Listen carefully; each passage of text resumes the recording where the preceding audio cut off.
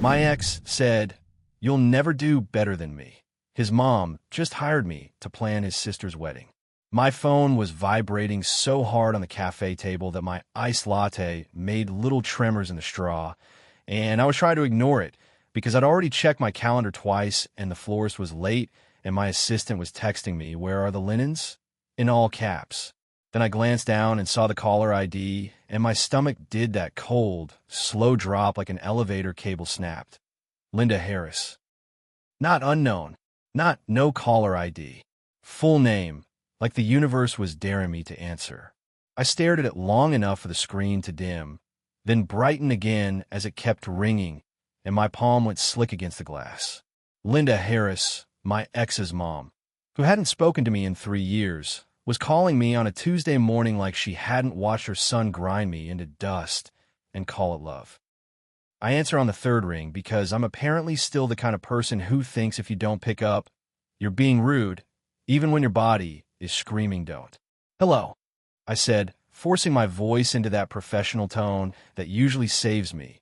Sweet, calm, slightly distant. The cafe smelled like espresso and cinnamon pastries, but all I could taste was metal. "Mia." Linda's voice was exactly the same, bright, clipped, the kind of friendly that feels like a knife wrapped in ribbon. It's Linda Harris." "I know," I said, because what else do you say? My nails were digging in my napkin without me realizing. "Oh, good," she chirped, like we were catching up after a book club. "I wasn't sure if this was still your number. I found your business page. Congratulations, by the way. You're very busy now. I love all the photos. So pretty." My skin prickled. "Thank you," I said, and my eyes flicked to the corner of my laptop screen, where my to-do list screamed at me in color-coded bullets. I should have hung up. I should have said, "I'm in a meeting." I should have protected my peace like my therapist keeps telling me to. Instead, I sat there with my heart thudding, waiting for the real reason. Linda didn't waste time. She took a breath and said, "Chloe is getting married." My throat tightened. Chloe, his little sister. The one who used to text me memes and ask me for lipstick recommendations.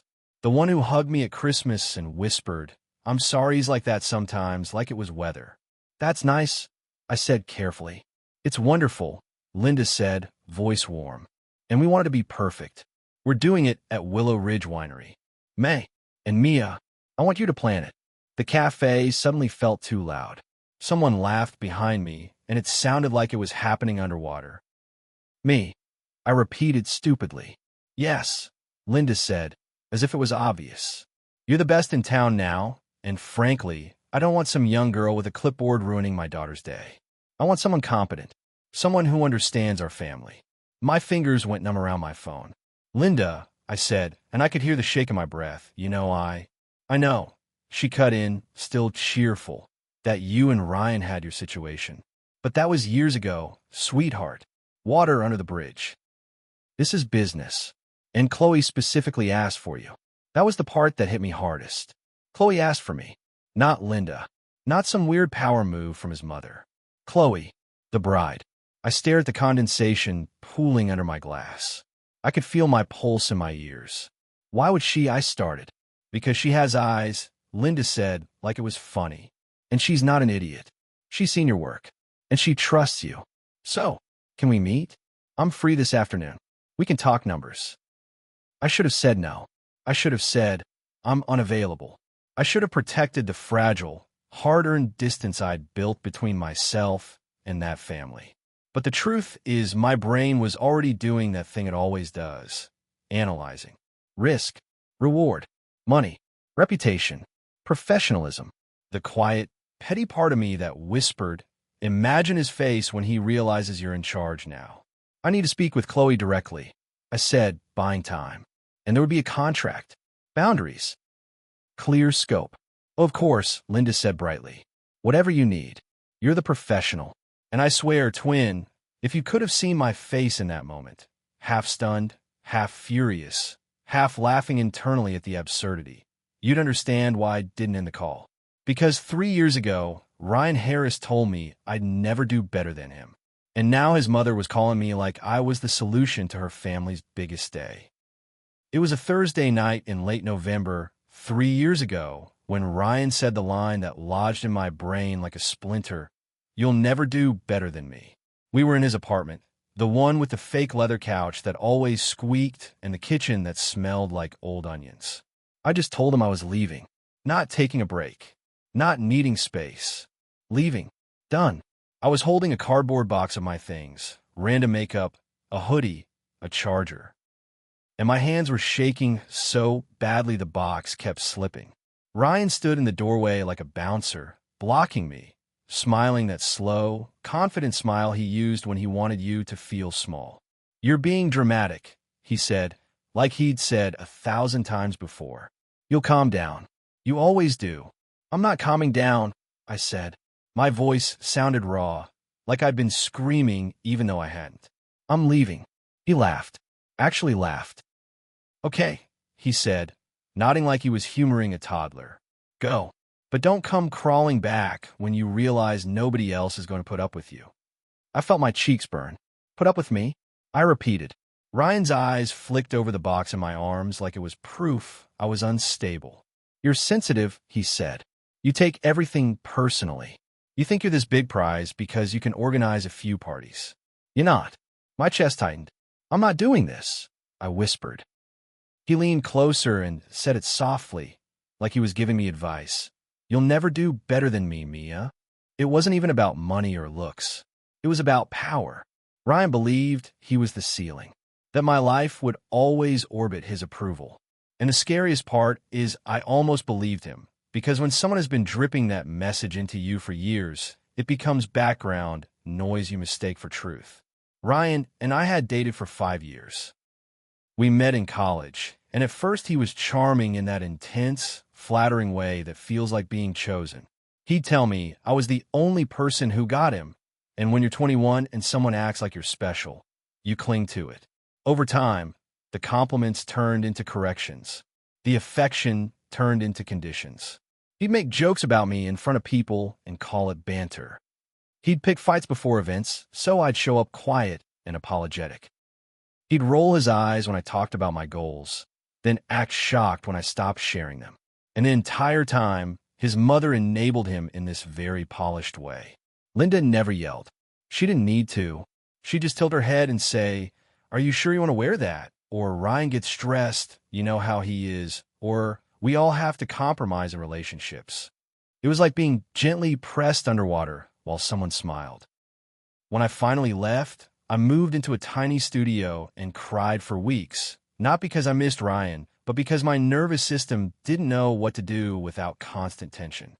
Then I did something I've been talking about for years. I started my wedding planning business.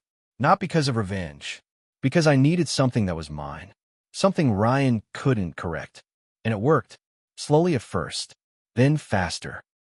A bridal shower here, a corporate event there, a full wedding where I ran around in black sneakers with a headset and a clipboard, feeling more alive than I ever felt trying to be the cool girlfriend who didn't need anything. I built a reputation. Not flashy, just consistent, organized, calm under pressure. Vendors started recommending me. Venues learned my name. Brides started maying me at midnight with, "Can you fix my seating chart? I'm going to throw up." And I would, because I know what panic feels like and I know how much it matters when someone steadies you. That's how Linda found me. So that afternoon, against every instinct, I met her and Chloe at Willow Ridge Winery. The tasting room was warm and bright, all white wood and hanging plants and that sweet smell of wine that clings to the air. Chloe was there first.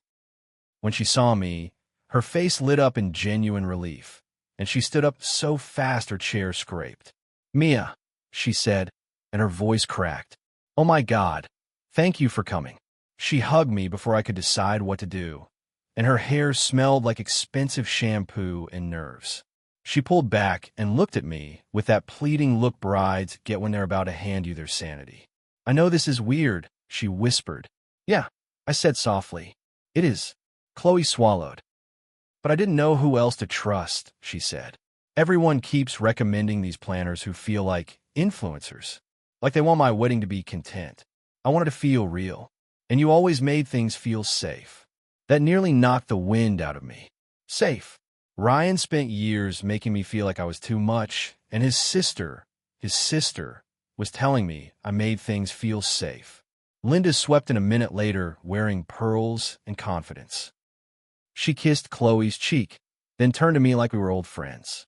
There she is, she said. My favorite event girl. I forced a smile that probably looked like a grimace. Linda. We sat at a table with a view of the vineyard. Chloe kept twisting her engagement ring like she was trying to ground herself. Linda launched into her vision immediately. High-end, timeless, not tacky. She repeated that word like it was a moral value. Chloe nodded along, but I could see her shoulders tightening. I did what I always do. Ask questions. Guest count. Budget range. Non negociables. Timeline. Family dynamics. I didn't phrase it like that. I said decision makers, but we all know what it means. When I asked, who will I be communicating with day to day? Linda answered instantly, me. Chloe's eyes flicked to mine. Small panic. I smiled politely. I'll need Chloe involved directly, I said. It's her wedding. Linda waved a hand. Of course, but Chloe gets overwhelmed, she said like Chloe wasn't sitting right there. I'll handle the stress. She could just show up and be pretty. Chloe's mouth tightened. Mom, she said quietly. Linda ignored it and turned to me. Now, she said, lowering her voice like she was sharing a secret, Ryan will be around. There it was. The name. The reason my spine went stiff. He's family, Linda continued, and he's protective of Chloe, so you'll need to be mature. I looked at Chloe. Chloe looked like she wanted to disappear into the wine menu. I'm not here to discuss Ryan, I said evenly. I'm here to plan Chloe's wedding. Linda's smile tightened. Good, she said. Then we won't have problems. I could have walked away then. I could have said, this isn't a good fit. But Chloe's eyes were quietly begging me not to leave her alone in this. So I laid out my terms like I was placing bricks. Contract, deposit, communication boundaries. No last-minute changes without bride approval. And this was the big one. I said, I will not be alone with Ryan. All interactions will be in group settings or through written communication. If that's an issue, I'm not the right planner. Linda blinked, offended. That seems extreme. It's a boundary, I said. Non negociable. Chloe whispered, thank you, so softly I almost didn't hear it. Linda stared at Chloe, then back at me, then smiled like she'd swallowed something bitter. Fine, she said. Whatever makes you comfortable. And just like that, I was hired by my ex's mother to plan his sister's wedding, with my name on the contract like a stamp. I'm not the girl you could shrink anymore. The first time I saw Ryan again was 2 weeks later at a venue walkthrough. I arrived early with my binder, my measuring tape, my printed floor plan, my little emergency kit that lives in my bag like a security blanket. The air was cool. The vineyard rose neat and quiet. The sky, that sharp winter blue that makes everything look too clear. I heard his voice before I saw him. Chloe, you don't need all this, he was saying, loud and confident. Mom's making it a production. I rounded the corner, and there he was, leaning against a barrel like he belonged there, hands in his pockets, wearing that easy grin that used to make me forgive him. He looked fine, a little older, a little smug, same energy. Then his eyes landed on me. For a split second, his face did something fascinating, like his brain glitched. Surprise, irritation, then that immediate recalibration into charm. He pushed off the barrel and said, well, if it isn't Mia. I didn't smile. I didn't frown. I went full professional blank. Ryan, I said, like he was a vendor. Chloe's shoulders eased a fraction, like my presence was armor. Linda appeared behind him, suddenly very interested in a decorative arch.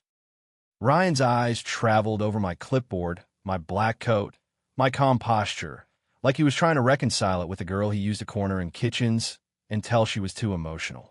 So, you're the planner, he said, and his tone made planner sound like help. Yes, I said. I'm the planner. He laughed lightly. Ah, he said. Didn't think you'd end up here. I met his gaze without blinking. People surprise you when you stop standing on their necks, I said before my brain could censor it. Chloe inhaled sharply. Linda's eyes flashed. Ryan's smile tightened. Still spicy, he said like he missed it. I turned away and addressed Chloe. Okay, I said, flipping my binder open. Let's talk ceremony layout. Chloe, what do you want your entrance? And that was the moment I realized something.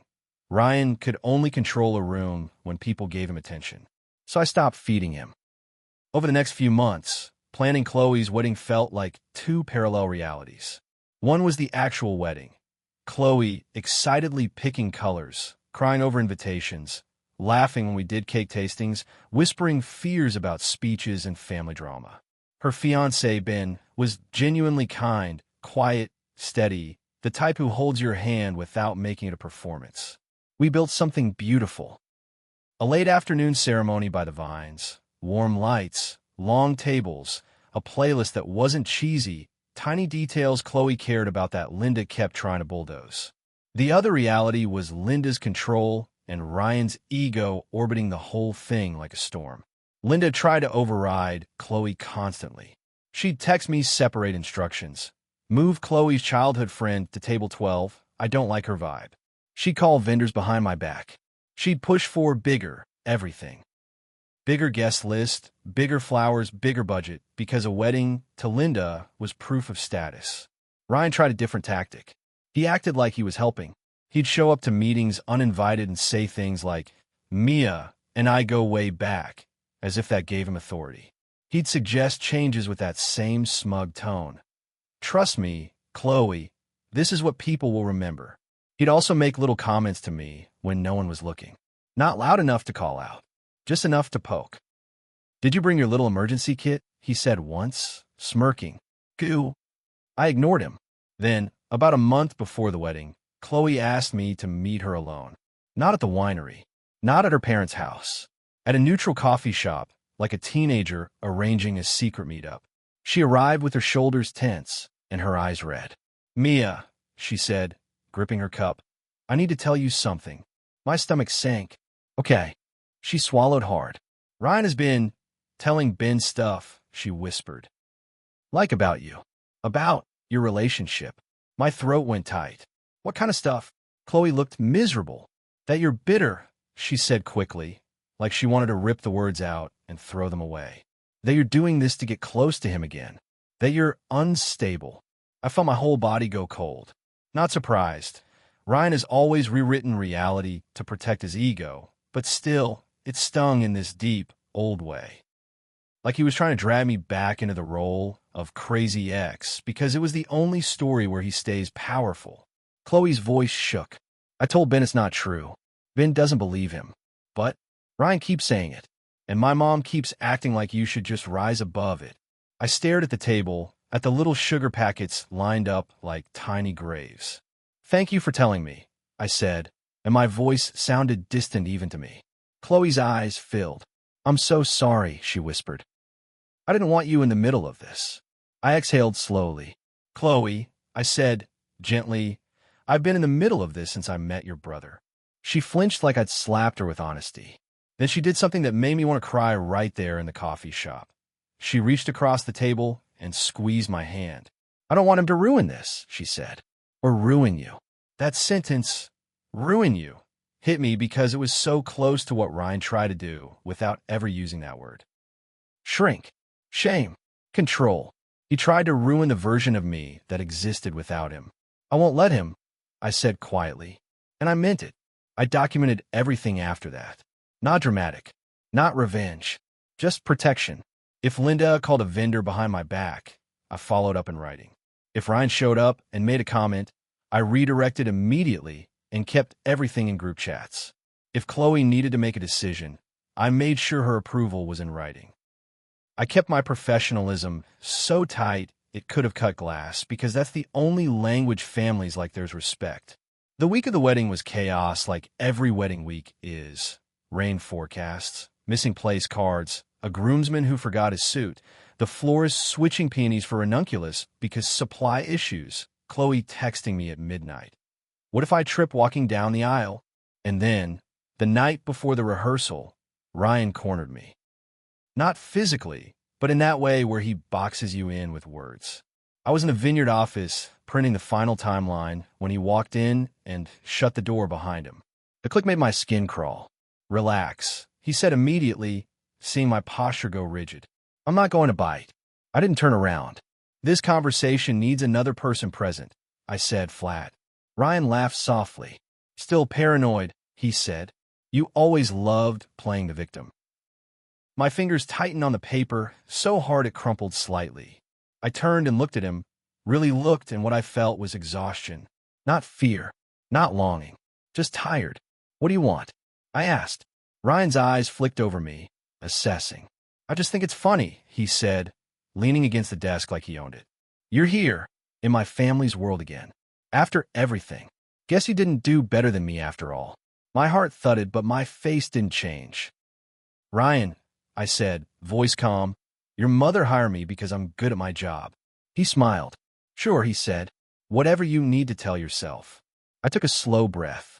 You told me I'd never do better than you, I said. You remember that? His smile faltered for half a second. Then he recovered. I said a lot of things, he shrugged. I nodded. You did, I agreed. And I believed some of them for a while. I stepped closer, not aggressive, just steady. But here's the thing. I did do better than you. Not in the petty way you mean. I did better by building a life where I don't have to shrink to keep a man comfortable. I did better by becoming someone you can't intimidate anymore. And the fact that you still need to rewrite me as unstable just proves you can't stand that. Ryan's eyes narrowed, anger flashing under his charm. Wow, he said. You rehearsed that. I shook my head. No, I said. I lived it. For a moment, he looked like he wanted to say something cruel, something surgical. Then the door opened and Chloe walked in, cheeks flushed, holding her rehearsal shoes. Hey, she said brightly, then paused, sensing the tension. Everything okay? Ryan's expression shifted instantly into harmless brother. Yeah, he said, just checking on things. I smiled at Chloe. We're good, I said. I was just printing your timeline. Chloe looked between us like she knew, like she'd always known, and she didn't push. She just stepped closer to me, subtly, like she was choosing a side without announcing it. Ryan left. The wedding day was somehow beautiful. The rain held off like the sky decided to be kind.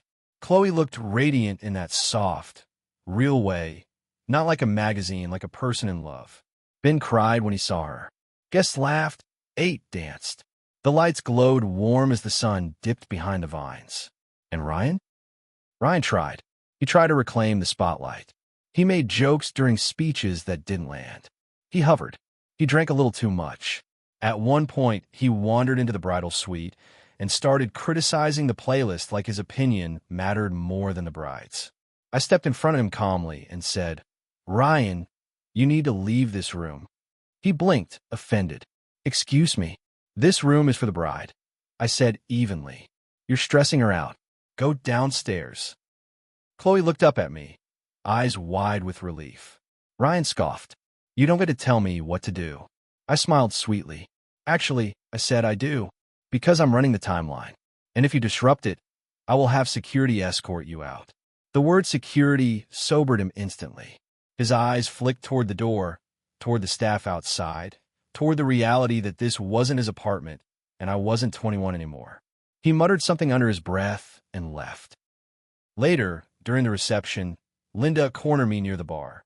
She looked flawless, hair, makeup, dress, like control was stitched into her skin. You handled Ryan well, she said, tone neutral. I sipped my water because I'd learned early not to drink around that family.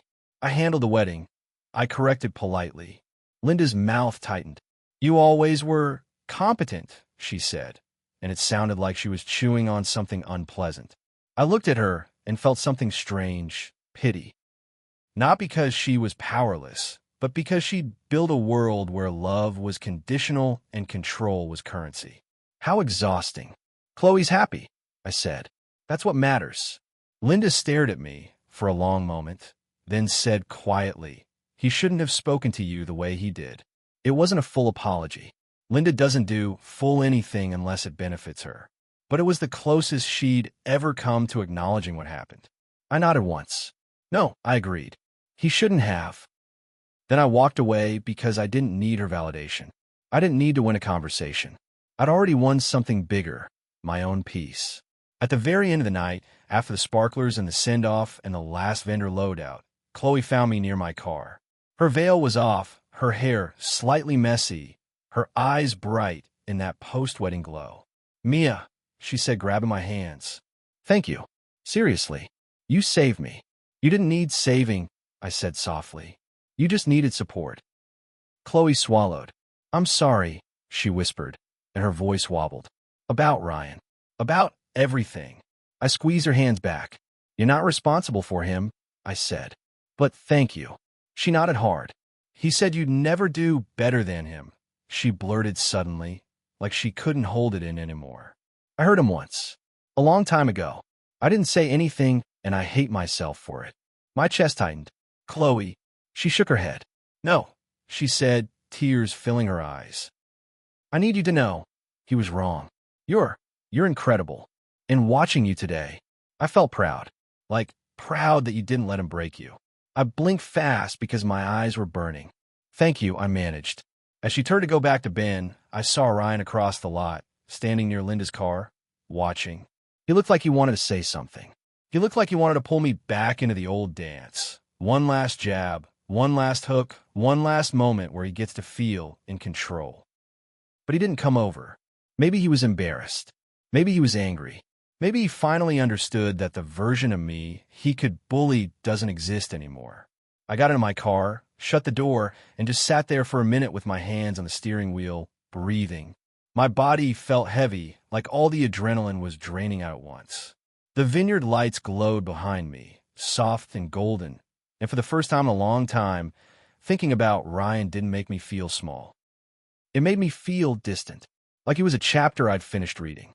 He told me I'd never do better than him. And then his mother hired me because I was already better, not because I was above them, but because I'd built a life where I didn't need them. I drove home in the quiet, tired in that good way, and I realized the most satisfying part wasn't seeing Ryan's face when he recognized my name on the contract. It was realizing I didn't care what his face looked like anymore.